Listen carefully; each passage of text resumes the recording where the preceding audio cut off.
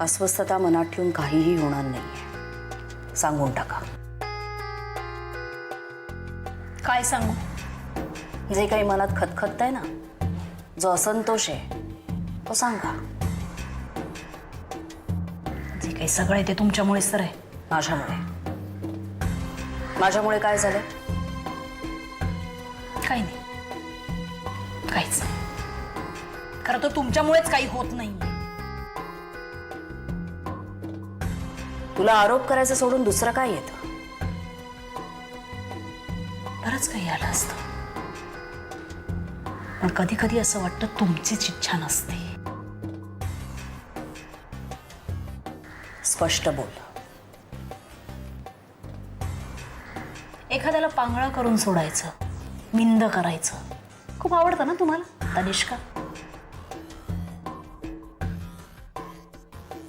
पुढे बोल. आणि तेच तुम्ही केलंत.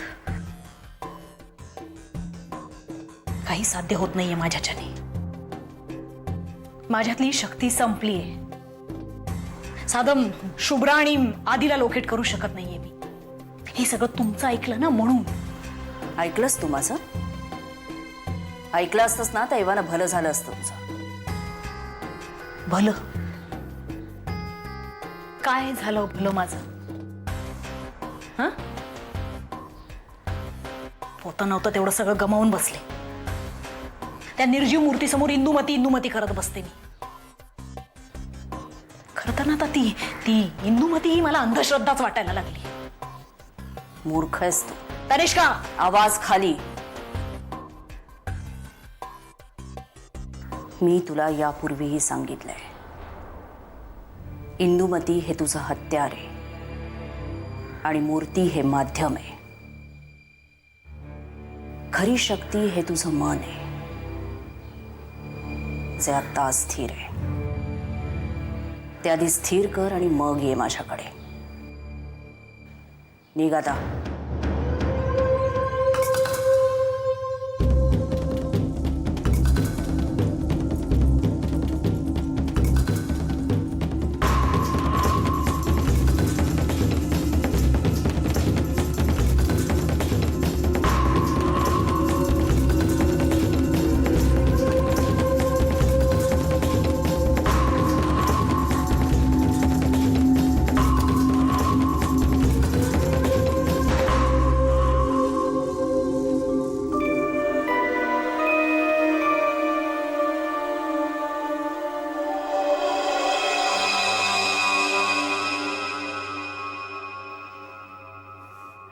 निघ इथून.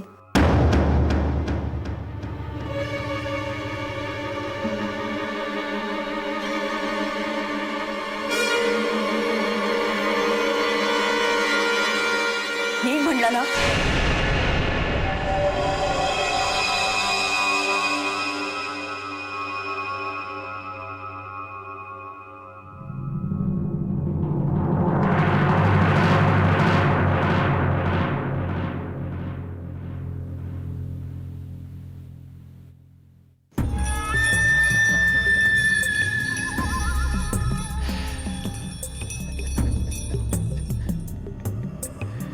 बोला ना.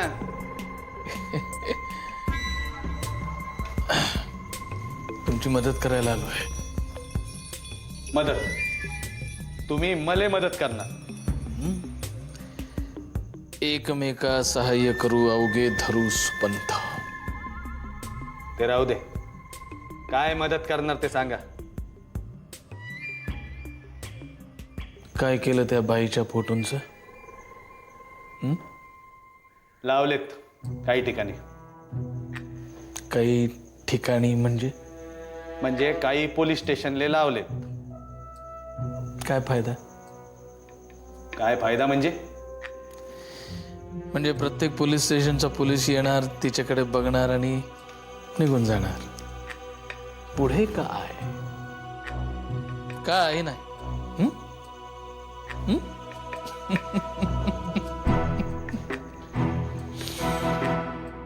काय बरोबर आहे की नाही? बरोबर आहे की नाही? मुद्द्याचा बोला. मला असं वाटतं त्या बाईला पकडण्यासाठी तिला आपण ऐश्वर्या राय करायला पाहिजे. काय? साहेबांना प्रसिद्धी म्हणायचंय. हा ठीक आहे, चला. चला ताबडतोब चला.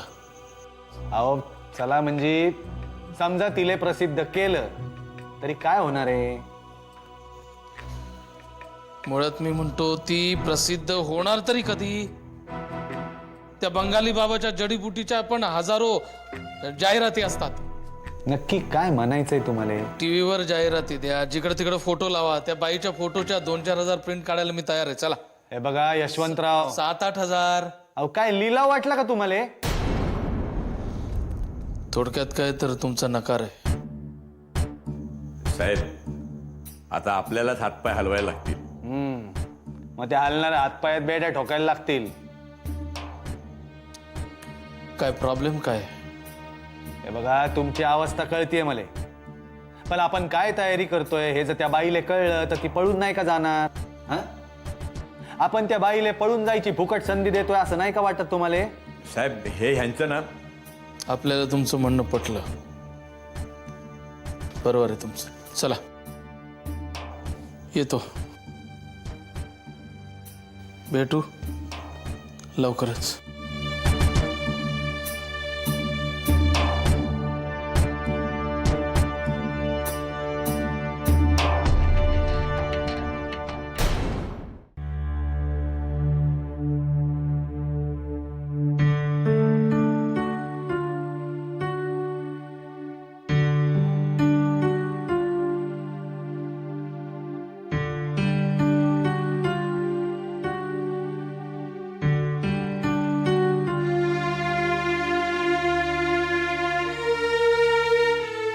काल रात्री डॉक्टर सामंत आले होते का? तुला आठवत आहे? हो, तुम्ही बोलवलं होतं. नाही, ते स्वतःहूनच आले होते. कशासाठी?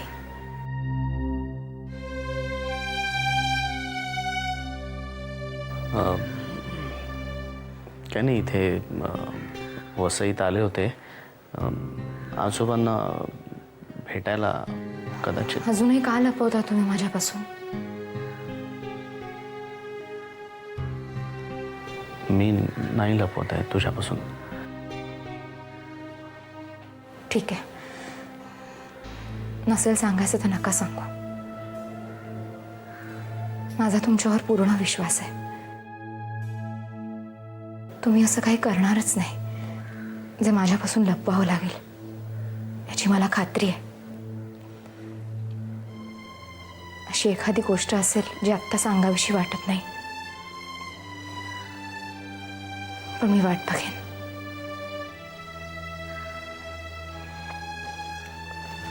शुभ्रता,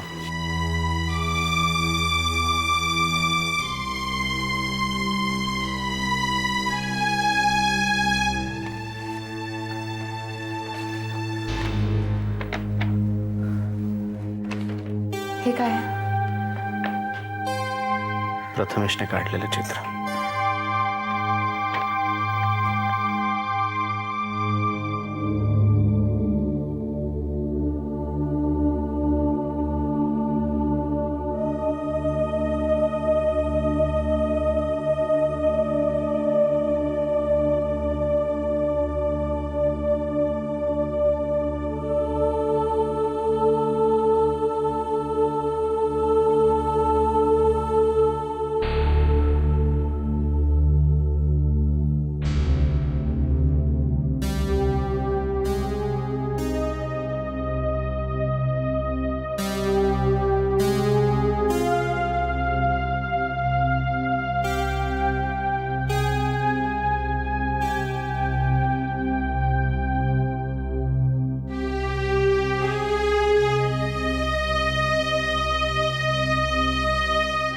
आदिनाथ,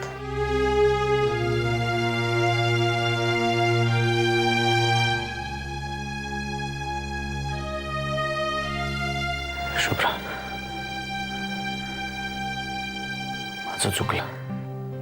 नाही आदिनाथ, तुमचं काहीही चुकलेलं नाहीये. हे असं चित्र बघून, आणि तेही प्रथमेशने काढलेलं, कोणीही अस्वस्थ होईल. मी खूप वाईट वागलो का तुझ्याशी? खूप त्रास दिला तुला. माझ्यापेक्षा तुम्ही स्वतःला किती त्रास दिलात. आणि या विषयाबद्दल माझ्याशी आधीच बोलला असतात तर आपल्या दोघांनाही हा त्रास भोगायला लागला नसता ना. आदिनाथ, प्रथमेशने काढलेलं हे चित्र म्हणजे गोदाने पाहिलेला एक प्रसंग आहे. पण त्या प्रसंगात खरंच नाही शुभ्रा, काही बोलू नकोस. डॉक्टर सामंतांनी मला हा सगळा प्रसंग सांगितलाय. तर या चित्रावरून माझ्या मनात कुठलाही संशय नाहीये. मी आजोबांना म्हटलं होतं ना काल, खरंच मी खूप नशीबवान आहे. पार्वतीपेक्षाही.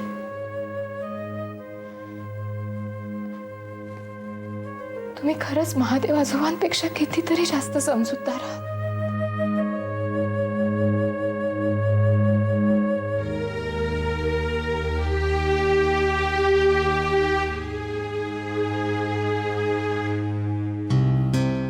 श्रीरंगबद्दल महादेव आजोबांना असं का वाटायला लागलं होतं? तो तर त्यांचा मित्र होता.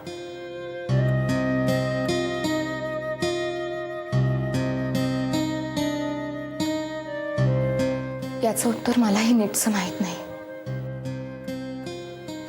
पण बहुतेक परदेशात राहिल्यामुळे आणि इंग्रजांबरोबर उठवास असल्यामुळे श्रीरंगाच्या वागण्यात खूप मोकळेपणा होता.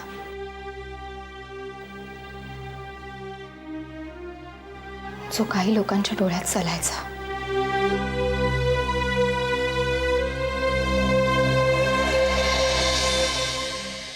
तू इथे आहेस होय? मी आपली शोधते तुला घरभर. काय झालं यमी मावशी?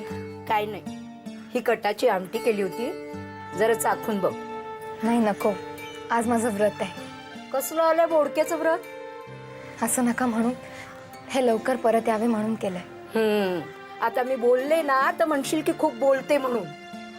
ज्याच्यासाठी व्रत करायचं, उपास करायचा, उपोषणाला बसायचं, त्याला काही आहे का त्याचं? महादेवाला प्रसन्न करणं कर्म कठीण ग बाई. म्हणूनच सोमवारचं व्रत केलंय, महादेवाच्या वाराचं. यमी मावशी, तुमची परवानगी असेल तर मी काही बोलू का? माझी वेळेची कसली परवानगी घेताय? मी काय तुमचा घोरा साहेब आहे माझी परवानगी घ्यायला? मला तुमचं म्हणणं पटलंही आणि पटलं नाहीही. पटलं नाही यासाठी कारण त्या महादेवाला त्याच्या पार्वतीविषयी काय वाटतं हे मलाच काय, सगळ्या जगाला माहिती. आणि पटलेली गोष्ट ही की तुम्ही काहीतरी खाऊन घेणं गरजेचं आहे. अहो पण आता पण नाही बीण नाही. वहिनी, व्रत वैकल्य हे शेवटी माणसाच्या मनावर अवलंबून असतात. व्रत करून आपण देवाची भक्ती जरूर करावी, पण न खाता पिता आपली शक्ती का घालवावी? हे असं अंशपोटी दिवसभर राहणं तब्येतीलाही चांगलं नाही. त्यामुळे शरीराला अपाय होऊ नये म्हणून तरी 2 घास खाऊन घ्या. वहिनी,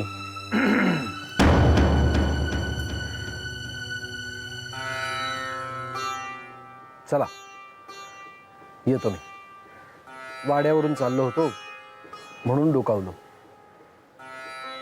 येतो यमी मावशी, येतो वहिनी.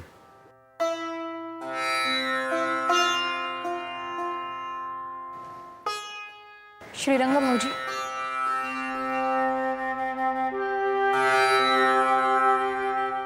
एक विनंती करायची होती.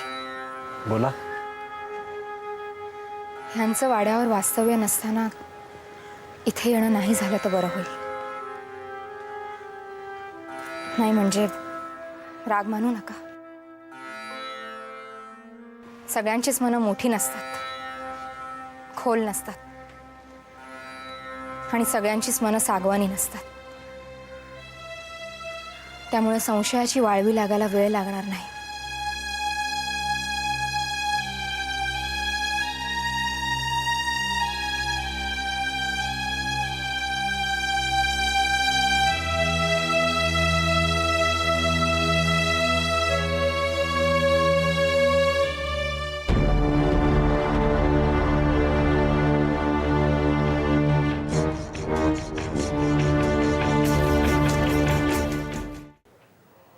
श्रीरंग भाऊजींना त्या दिवशी नक्कीच खूप वाईट वाटलं असणार, पण माझा इलाज नव्हता. शुभ्रा,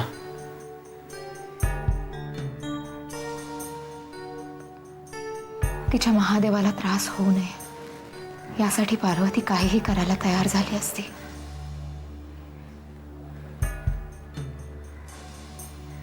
खरंच इतके संशयी होते महादेवाच्या? नाही आदिनाथ, थोडे विक्षिप्त होते,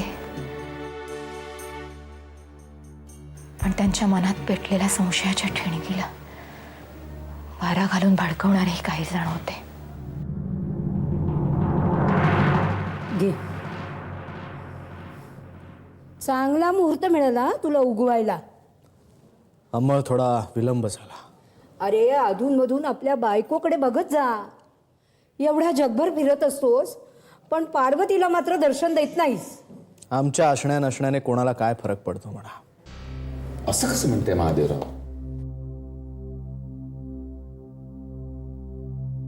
अहो, तुमच्या नसण्याने पार्वती वहिनीला फरक पडायचा.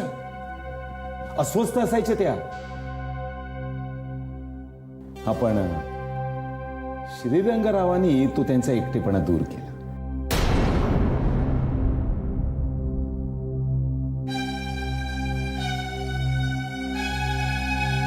श्रीरंग आला होता? आले होते नाही, येत होते श्रीरंगराव, अगदी वरचेवर. न्याहारी, जेवण खाण सगळ्याची अगदी आस्थेने चौकशी करायची. काय महादेवराव, शेवटी माणूस म्हटल्यानंतर कुठे ना कुठे कधीतरी एकटेपण हे जाणवणारच नाही का? पण हे एकटेपण श्रीरंगरावांनी जाणवू दिलं नाही. अहो, शेवटी तुमचे मित्र आहेत, मैत्रीचं कर्तव्य पार पाडायलाच हवं ना.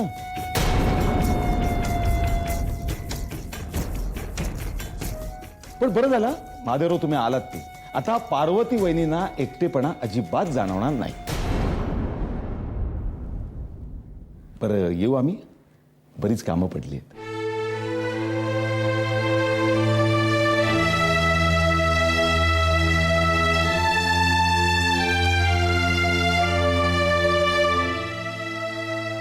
कळीचा नारद मेला.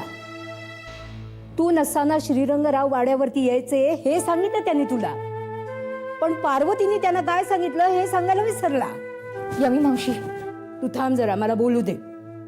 पार्वतीने त्यांना स्पष्ट सांगितलं, तू नसताना वाड्यावरती अजिबात येत जाऊ नका म्हणून.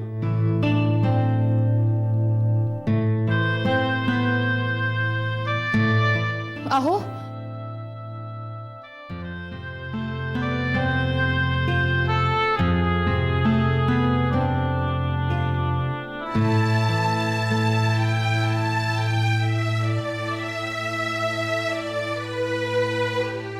कपाळावरच्या आठ्या सांगतात, मनात अजूनही शंका आहे. दुरावा मनात शंका निर्माण करणार असेल तर असे जातच जाऊ नका ना मला सोडून. आणि जायचंच असेल तर मला सुद्धा सोबत घेऊन जा.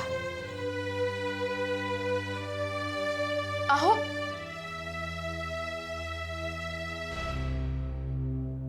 अहो, शुभ्रा,